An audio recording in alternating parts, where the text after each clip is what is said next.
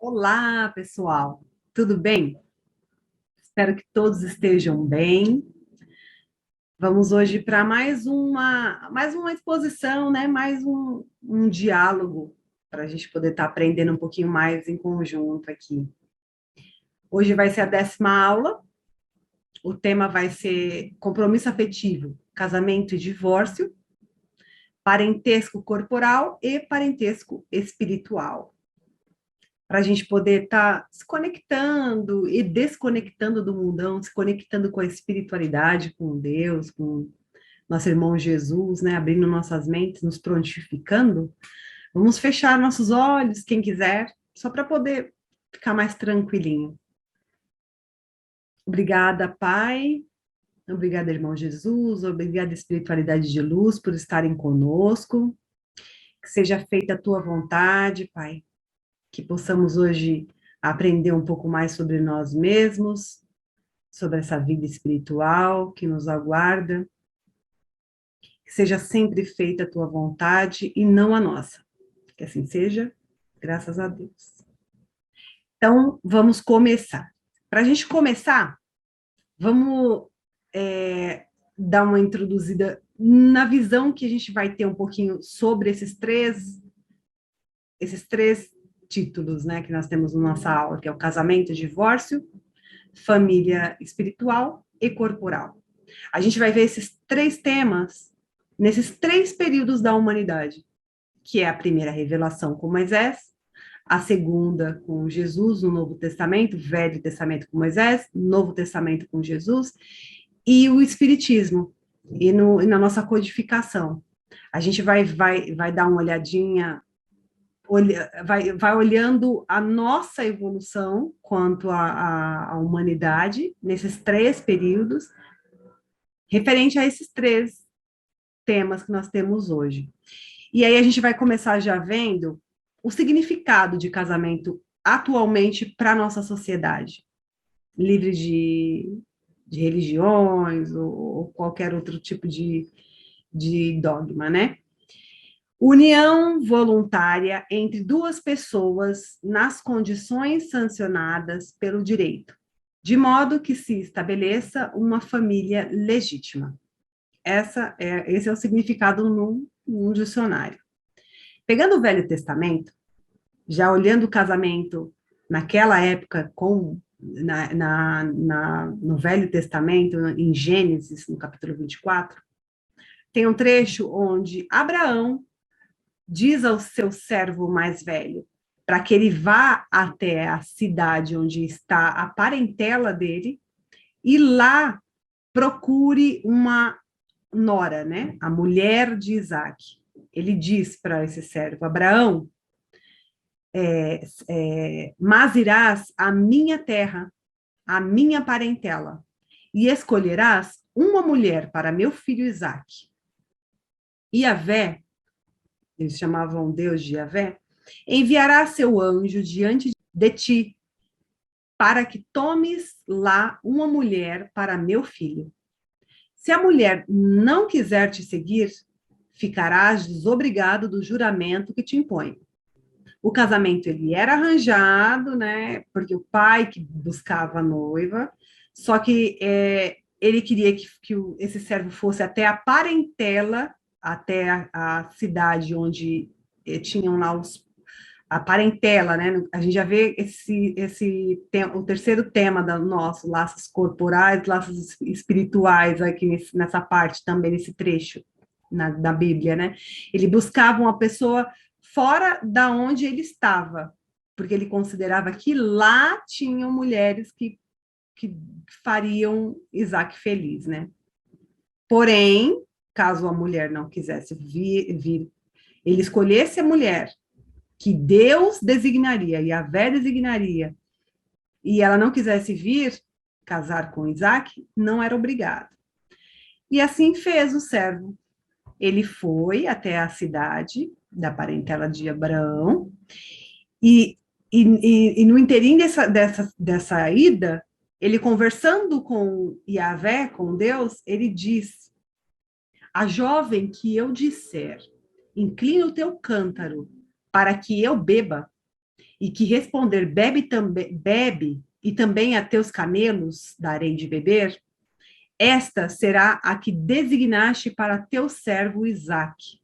E assim saberei que me mostrasse tua benevolência para com meu senhor. Não havia ele acabado de falar, eis que saiu Rebeca, trazendo seu cântaro sobre o ombro e fazendo exatamente o que ele tinha conversado com Deus, né, com Yahvé. Ela deu água ao servo e aos camelos. E assim foi, né? Ela aceitou o convite e se casou com Isaac. O que a gente pega mais de ensinamento quanto ao casamento aqui nesse trecho do Velho Testamento, nesse caso do casamento de Isaac, é que todo a escolha era feito através de um contato com Deus, né, pedindo para que Deus mostrasse. Era uma escolha voltada para a cultura, né, a similaridade de cultura, de hábitos, né, era famílias que já, lugares de onde se conheciam a forma de agir. O servo, ele fez a escolha de uma mulher doce, amável, para que pudesse casar. Então, era voltado, esse casamento era voltado mais para a vontade de Deus, né? Para essa parte de alma a alma. No Velho Testamento também tem um trecho, mas lá na frente a gente vai ver o que Jesus fala desse trecho aqui. A formação do homem e da mulher. Deus disse, por isso um homem deixa seu pai e sua mãe, se une à sua mulher e eles se tornam uma só carne. Para o casamento, né? A importância que era um casamento, que Deus já vinha trazendo na Gênesis, esse ensinamento na Gênesis sobre a importância da sociedade de um casamento. No Novo Testamento, em Coríntios, Paulo ele traz esse trecho também falando sobre a importância do casamento. Todavia, para evitar a fornicação, tenha cada homem sua mulher e cada mulher o seu marido. O marido cumpra o dever conjugal para com sua esposa e a mulher faça o mesmo em relação ao marido. Então, o casamento se forma entre duas pessoas, onde cada um tem a sua porcentagem, 50% cada um, para colaborar para que essa sociedade funcione. Essa micro-sociedade, essa célula, né, funcione. Então, tem os deveres, tem os direitos, e ambos fazem parte dessa sociedade. No Livro dos Espíritos, a gente vai entendendo que o casamento, no casamento, as leis divinas que nós estamos estudando e vamos continuar estudando, tem várias leis que acabam acontecendo no casamento, né? E uma delas é a lei da reprodução. Nessa questão, a gente vê a importância do casamento com relação ao cumprimento dessa lei de reprodução. O casamento quer dizer a união permanente de dois seres. É contrário à lei natural? Os espíritos respondem que é um progresso na marcha da humanidade. Ainda continuando a lei de reprodução, qual seria o efeito da abolição do casamento na sociedade humana? Eles respondem que o retorno à vida animal. A união livre e fortuita dos sexos é um estado natural. O casamento é um dos primeiros atos do progresso das sociedades humanas, porque ele estabelece a solidariedade fraternal dentro de um casamento, entre os moradores daquela casa, né, os familiares. E se encontra entre os povos, ainda que em condições diversas. A abolição do casamento seria o retorno à infância da humanidade e colocaria o homem abaixo mesmo de certos animais que lhe dão o exemplo de uniões constantes. Agora, a gente vai ver a lei de sociedade dentro do casamento. Qual seria, para a sociedade, o resultado do relaxamento dos laços de família? E os espíritos falam que é uma recrudescência do egoísmo. E recrudescência quer dizer que readquire intensidade, que volta com sintomas mais fortes. Então, o egoísmo voltaria com sintomas mais fortes. E na lei de progresso, que também tem dentro de um casamento dessa sociedade, se fala que o maior obstáculo para o progresso da humanidade é o orgulho e o egoísmo. E a gente viu na questão anterior que se existe a abolição do casamento, o egoísmo impera. Então, a gente estagna o progresso da humanidade. No Evangelho segundo o Espiritismo, esse trecho, ele fala também sobre a importância do casamento. Mas na união dos sexos, ao lado da lei divina material, comum a todos os seres vivos, há uma outra lei divina, imutável, como todas as leis de Deus, exclusivamente moral, que é a lei do amor. Mais uma lei. Dentro do casamento. Nós já vimos 4 leis. Deus quis que os seres estivessem unidos não somente pelos laços da carne, mas pelo da alma, a fim de que a afeição mútua dos esposos se transportassem para seus filhos e que eles fossem 2 em lugar de 1, a amá-los, a cuidá-los e fazê-los progredir. Então, a sociedade familiar, o casamento, ela é um laboratório, ela é uma instituição divina para fazer com que, para se ajudarem mutuamente, né? Porque ora o pai ajuda o filho e daqui a pouco o filho ajuda o pai, né? Quando o pai estiver mais velho, o pai e a mãe, né? Os pais.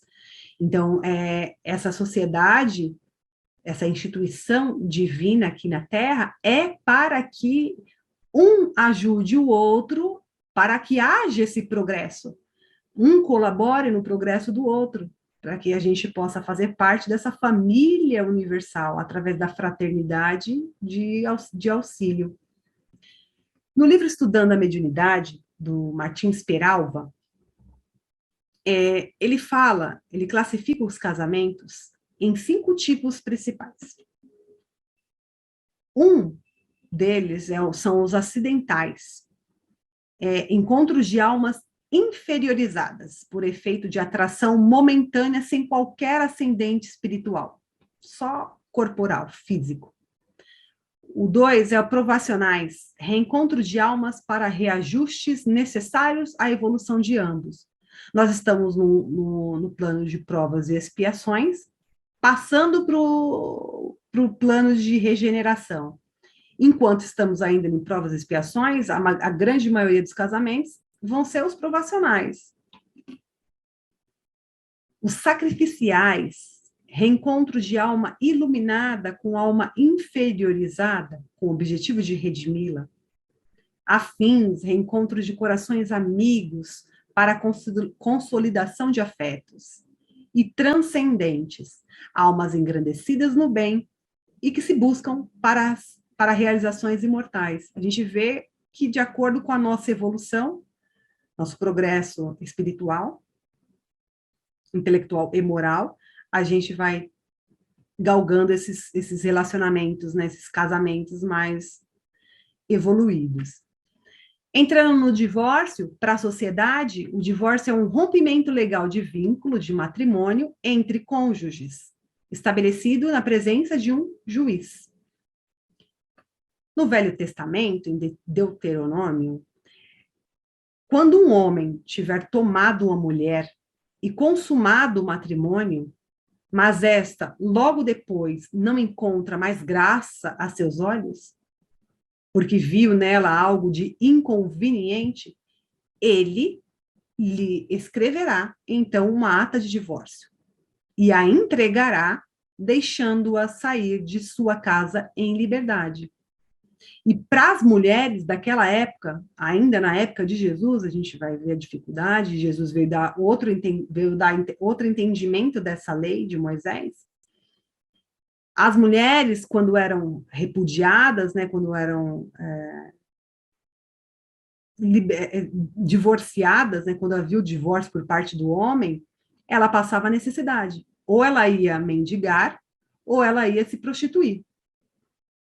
Porque quem era o provedor naquela época de dinheiro, de alimentos, etc., era o homem. Então, ela ficava totalmente, por qualquer motivo que o homem achasse inconveniente, ele dava a carta de divórcio, ela ficava desamparada. No Novo Testamento, alguns fariseus, Mateus trouxe, chegaram até Jesus tentando colocar ele à prova. É lícito repudiar a própria mulher por qualquer motivo?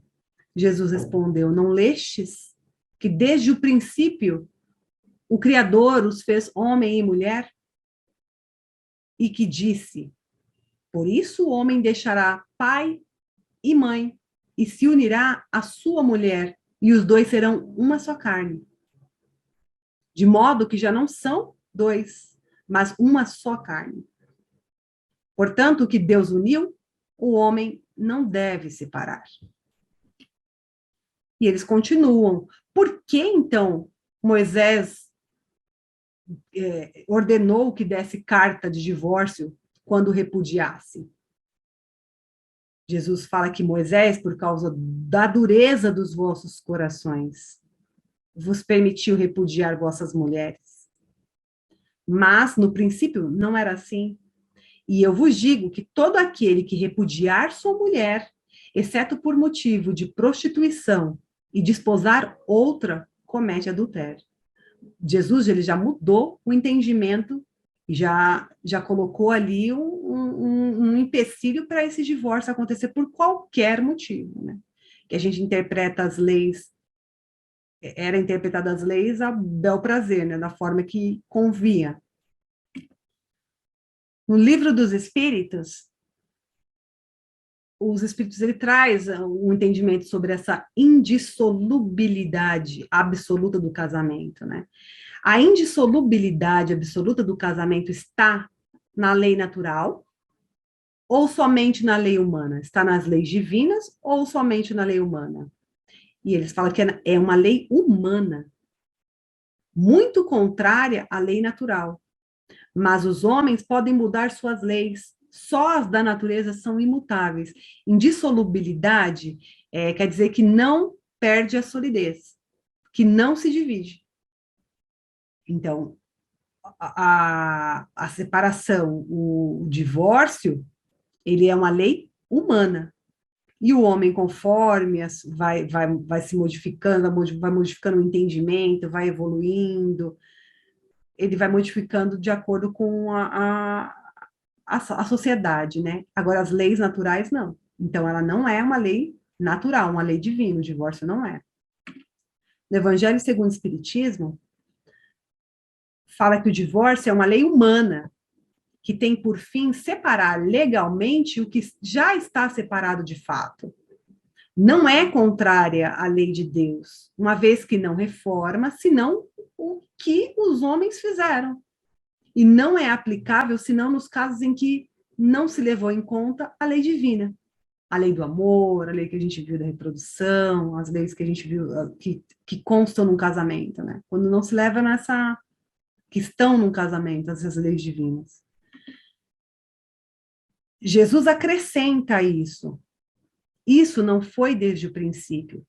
Quer dizer que na origem da humanidade, quando os homens não estavam ainda pervertidos pelo egoísmo e pelo orgulho, e viviam segundo a lei de Deus, as uniões fundadas sobre a simpatia e não sobre a vaidade ou ambição, não davam lugar ao repúdio. Vai mais longe e especifica o caso em que o repúdio pode ter lugar, o de adultério, Ora, o adultério não existe onde reina uma afeição recíproca e sincera.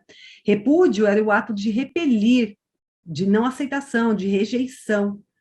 Então, através da nossa vaidade, do crescimento do nosso egoísmo, do nosso orgulho, dos interesses próprios, e a gente foi fazendo essas leis para que houvesse fosse legalizado esse divórcio. Em Evolução em Dois Mundos, André Luiz, ele traz um trecho falando sobre o divórcio também, o matrimônio e o divórcio. Quanto ao divórcio, segundo os nossos conhecimentos no plano espiritual, somos de parecer não deva ser facilitado ou estimulado entre os homens. Porque não existem na Terra uniões conjugais, legalizadas ou não, sem vínculos graves no princípio da responsabilidade assumida em comum. A gente viu lá os tipos de casamento com Martins Peralva, e a gente sabe que a gente vem aqui para o planeta Terra, para esse plano de provas e expiações, nós estamos nele para superar nossas dificuldades, para nos reajustarmos na família que nós temos, no trabalho que nós estamos, com as pessoas que nós convivemos, para nos melhorarmos, aprender a conviver, a se reajustar através do amor. Deus, ele une a gente em uma mesma família, pessoas simpáticas e antipáticas, no sentido de ter a mesma afinidade, estar na mesma sintonia, vibrando ou não na mesma sintonia, na mesma afinidade, para que a gente se repare, faça essa reparação, para que a gente se reajuste através do amor.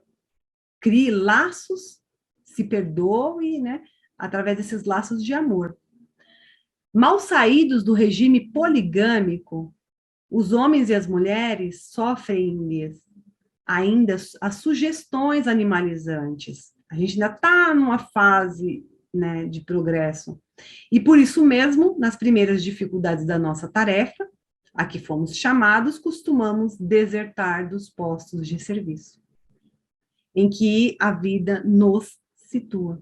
Os postos de serviços familiares e sociais, alegando imaginárias incompatibilidades e supostos embaraços, quase sempre simplesmente atribuíveis ao desregrado narcisismo de que somos portadores. Então, a menor dificuldade que nós temos, nós já queremos já abandonar o barco, já deixar para lá, né? Entrando já em família, que são os laços corporais e espirituais, para a sociedade, família é um agrupamento humano, formado por duas ou mais pessoas, com ligações biológicas, ancestrais, legais ou afetivas, que geralmente vivem ou viveram na mesma casa. No Velho Testamento, nesse trecho de Deuteronômio, ele traz, portanto, amarás a Yahvé, teu Deus, com todo o teu coração, com toda a tua alma e com toda a tua força. Que essas palavras que hoje te ordeno estejam em teu coração. Tu as inculcarás aos teus filhos, e delas falarás sentado em tua casa e andando em teu caminho, deitado e de pé. Tu as atarás também à tua mão como um sinal, e serão como um frontal entre os teus olhos. Tu as escreverás nos umbrais de tua casa e nas tuas portas.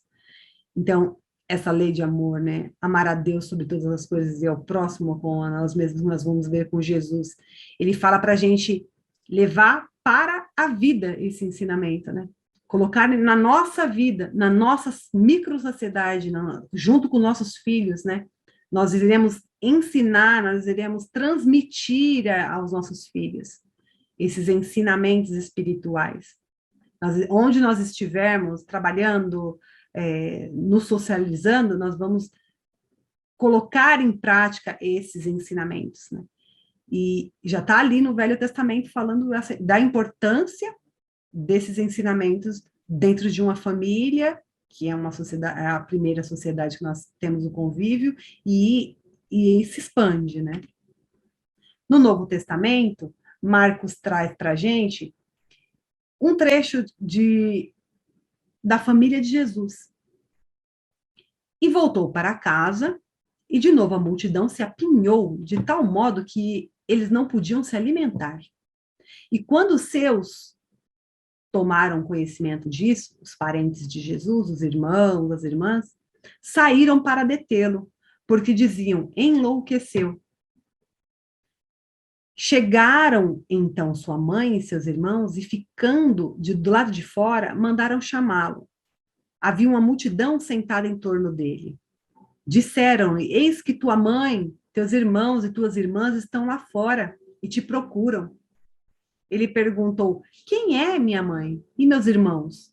E repassando com o olhar os que estavam sentados ao seu redor, disse: eis a minha mãe, eis os meus irmãos.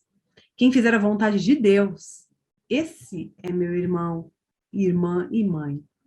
Aqui Jesus não estava desvalorizando a mãe e os irmãos. Ele estava falando já dessa vivência da espiritualidade enquanto aqui encarnados e dessa projetando para essa família espiritual, né? Para esse fortalecimento dos laços espirituais. A gente cria esses laços espirituais na vivência enquanto encarnados. Se a gente vive aqui na matéria, espiritualizando tudo que é material, a gente está em contato com Deus, a gente está fazendo, cumprindo essas leis, né, enquanto na sociedade. Aqueles que estão, que ele fala, aqueles que fazem a vontade de Deus, né, que seguem as leis divinas, são os irmãos, porque ele já está falando dessa família espiritual, dessa família universal, que Jesus já faz parte. Por enquanto, a gente tem essa família, essa microfamília, né? A gente ainda é apegada a essa família, mas conforme nós vamos indo, aumentando nossa consciência, nossa participação dessa família fraternal universal, e através das nossas sucessivas reencarnações e evoluções, a gente vai fazendo parte e vai crescendo esses laços espirituais. No Livro dos Espíritos, nessa questão 205, fala sobre o parentesco, né? Que, na opinião de certas pessoas, Kardec fala, a doutrina da reencarnação parece destruir os laços de família, fazendo-os remontar às existências anteriores. Os espíritos falam que as encarnações, ela os estende, mas não os destrói. A parentela, estando baseada sobre as afeições anteriores, os laços que unem os membros de uma família são menos precários. Ela aumenta os deveres da fraternidade, visto que entre os vizinhos ou entre os servidores podem se encontrar um espírito que esteve ligado a vós pelos laços consanguíneos. Então, nessas idas e vindas de reencarnações sucessivas, a gente vai criando laços, né? A família que a gente está hoje, se a gente conseguir, através dessas leis divinas, fazer com que essa família frutifique, dê frutos, né? Seja boa, no sentido de criar, através da lei do amor, da justiça, da caridade, da lei da reprodução, da lei da sociedade, conviver bem, se aceitarem, se reajustarem através do amor, do perdão. Se nós conseguirmos, esses laços eles vão ter continuidade. E na nossa próxima existência, vão ser outros laços constituídos, né? E tende a crescer, para que a gente faça parte dessa família universal que Jesus veio trazer, que todos somos irmãos, e o Pai é um só, que é Deus. No Evangelho segundo o Espiritismo, ele traz um trecho também falando sobre esses laços da família. Entenda-se que se trata aqui da afeição real, de alma a alma, a única que sobrevive à destruição do corpo. Porque os seres que não se unem neste mundo, senão pelos sentidos, não tem nenhum motivo para procurarem no mundo dos espíritos. Os laços de sangue não estabelecem necessariamente os laços entre os espíritos. O corpo procede do corpo, mas o espírito não procede do espírito. Porque o espírito existia antes da formação do corpo. Não foi o pai quem criou o corpo, ou o espírito do filho. Ele não fez senão fornecer-lhe um envoltório corporal, mas deve ajudar o desenvolvimento do filho intelectual e moral para fazê-lo progredir. Então, essa instituição familiar, né? Essa instituição divina, que é a família, ela é muito necessária, porque ela vai ter essa função de ajudar no desenvolvimento intelectual e moral para o progresso desse espírito que está sobre a sua tutela, né? Esse espírito que veio como filho. E existe a participação recíproca, né? Mútua entre os familiares. Porque, ora, o pai cuida do filho e no envelhecimento do pai, o filho vai cuidar do pai. Leon Denis, ele fala que a lei dos renascimentos explica e completa o princípio da imortalidade. A reencarnação, a lei dos renascimentos. A evolução do ser indica um plano e um fim. Esse fim, que é a perfeição relativa, né, dos seres vivos, não pode realizar-se em uma existência só. Por mais longa que seja, devemos ver na pluralidade das vidas, da alma, a condição necessária de sua educação e de seus progressos.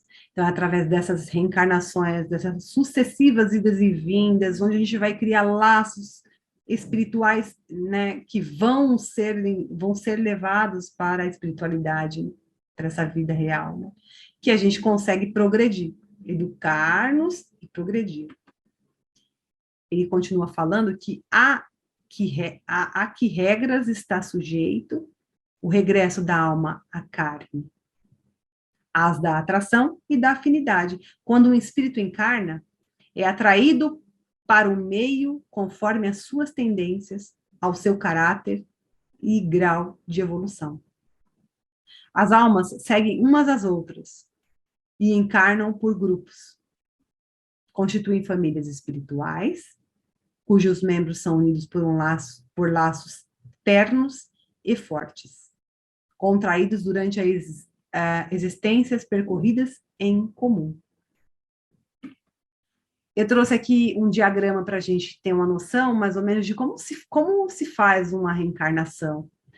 No livro Missionários da Luz, esse livro aqui, que eu trouxe, que eu não coloquei ele, não sei nem se apareceu espelhado, mas é um livro do Chico, que ele tem lá um capítulo que narra, que conta a história do reencarne do Segismundo. E ele fala exatamente, com detalhes, porque quem traz é André Luiz, através da psicografia de Chico, em detalhes esse planejamento reencarnatório, essa linha do tempo na reencarnação, né, onde tem esse planejamento, aí depois vai ter a arquitetura espiritual do corpo físico, a concepção, a aproximação dos pais, a redução perispiritual, fala lá nesse capítulo do livro, a concepção já, né, a gestação, e a gente, quando nasce, ainda durante 7 anos, está tendo esse reencarne, né, e aí é quando a vinculação, com 7 anos, a vinculação do corpo e do espírito se completa.